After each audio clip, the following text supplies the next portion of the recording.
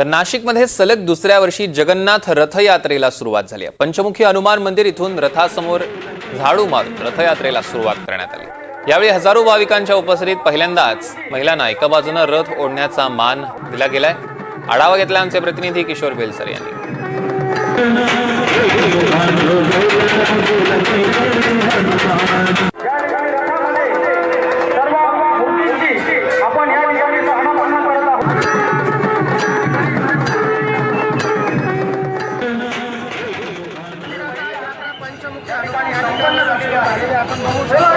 रथ ओढताना एका बाजूला ही दोरी महिलांच्या हाती आहे।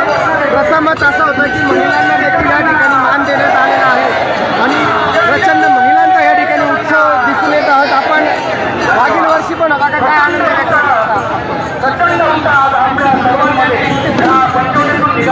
तुम्हाला देखील आहे यावर्षी मान देण्याला काय होणार या गोष्टीमध्ये सहभागी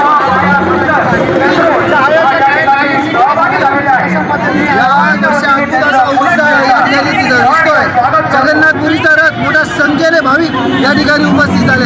यावर्षीचा विशेष मागच्या वर्षी देखील महिलांना व पुरुषांना मोठ्या याच्याने दोन्ही बाजूला आम्ही रथ ओढण्याची परवानगी व परंपरेनुसार भक्ती चरणदासजी महाराज यांनी या ठिकाणी उपलब्ध करून दिली। तर बघा तुम्ही इतर मोठ्या संख्येने भाविक भक्तिभावाने या ठिकाणी उपस्थित झाले आहे। हा रथ उत्सव या ठिकाणी महंत डॉक्टर भक्ती चरणदासजी महाराज स्वामी संविधानानंद सरस्वती यांच्या हस्ते माननीय तीर्थ आश्रम